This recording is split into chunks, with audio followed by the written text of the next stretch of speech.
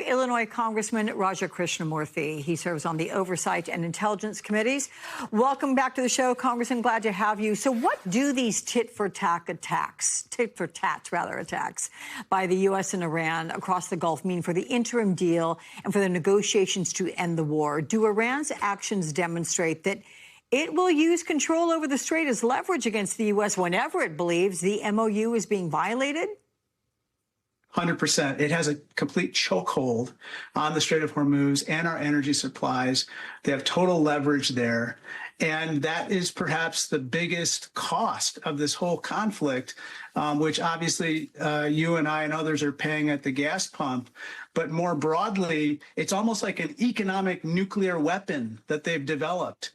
And because of that, I fear that we are all going to end up paying the price. We're essentially going to pay like an Iran gas tax at the end of this, because they're going to continue their tolling and other fees, even at the conclusion of whatever this period of negotiations are. And I think that this ceasefire that is in place right now is tenuous, to say the least. It looks like a fake ceasefire to me, given the attacks and counterattacks. Hey, speaking of price, this week the Pentagon told senators it needs $80 billion to cover the cost of the war, in addition to the White House's $1.5 trillion Pentagon budget request. And then Wednesday night, the Senate voted to block a war powers resolution, which had narrowly advanced in a previous procedural vote.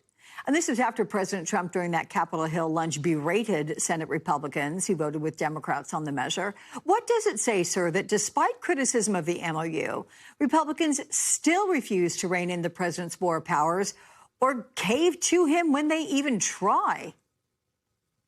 They're a wholly owned subsidiary of the White House. There is no thought on their part that they are a co-equal branch of government, that they have a check on this president. And I fear that the only way that we're actually going to put a solid check on this president is we need a change in management. And that's why I think Democrats need to take control of both the House and the Senate, ultimately 1600 Pennsylvania Avenue. And until then, I think that the fear that Donald Trump has kind of instilled in people is getting them to basically put his interests first, not their constituents. Now, I know that you weren't here for, or in the room, I should say, for what happened on Friday. That said, you've been following very closely the Oversight Committee as a part of it, which having subpoenaed billionaire investor Leon Black for NDAs in a sworn deposition on July 16 after he refused. This during a voluntary interview to answer questions about alleged agreements with women connected to Jeffrey Epstein. Black denied any wrongdoing, though he remained Epstein's primary client after his 2008 Florida conviction for solicitation of a minor for prostitution. What answers does the committee want when he testifies under oath?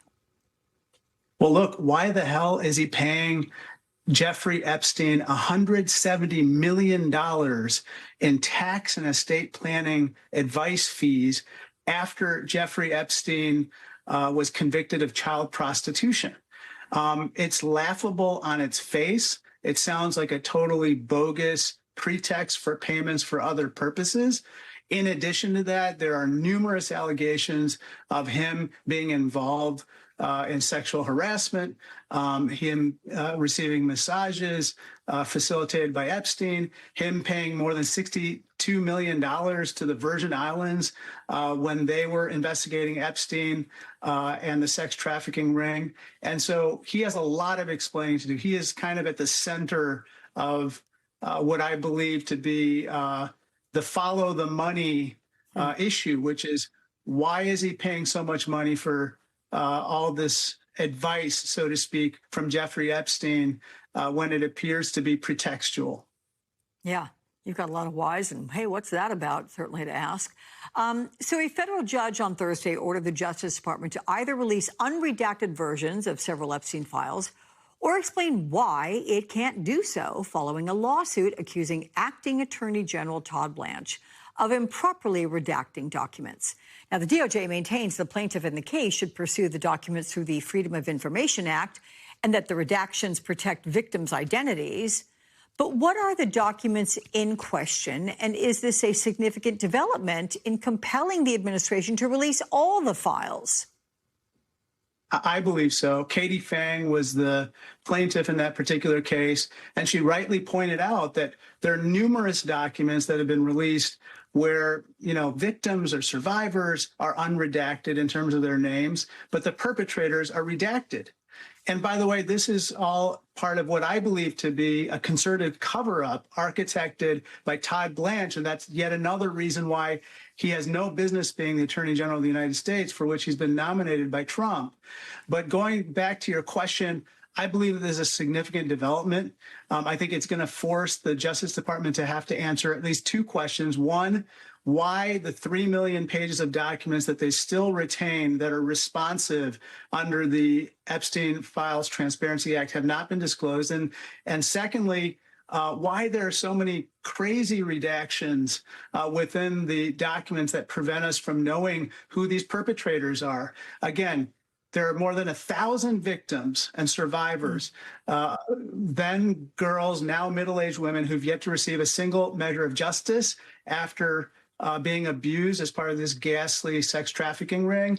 And for their sake, they need transparency. And so this lawsuit is important in furthering that. Yeah, I'm just going to note that Katie Fang is a former esteemed colleague and very good friend. So duly noted on that. Let me ask you, sir, with regard to the FISA, I think we were going to ask you about the FISA, because this happened during your first week.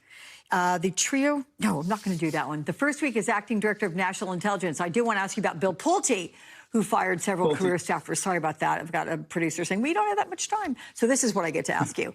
All about part of President Trump's plans for mass firings in the intelligence community. Pulte also installed, as his chief of staff, a Trump-aligned election operative. This is reauthorization of FISA Section 702. That does remain stalled.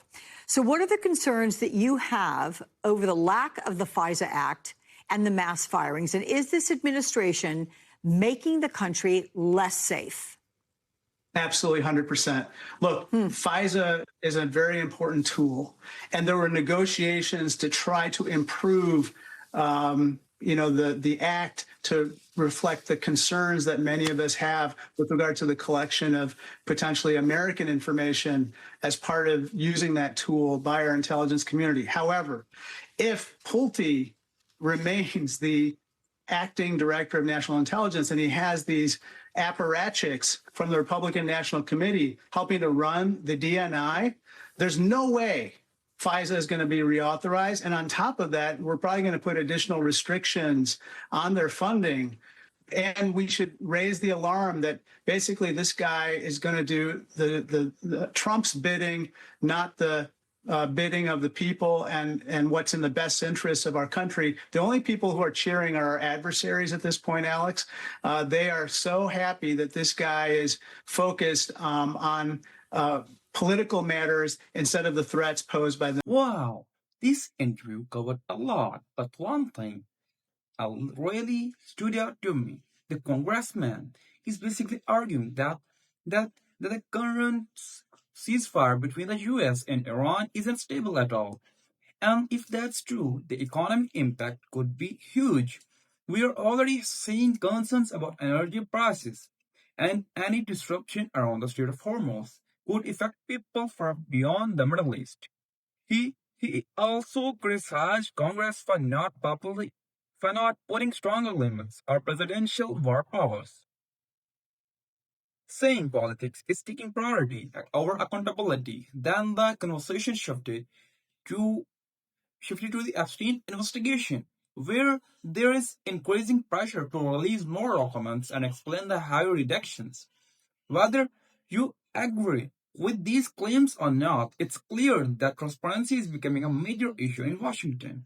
Overall, this wasn't just about foreign policy, it was about government accountability, national security, and public trust. It's definitely a story worth following because these debates could have real consequences in the coming weeks.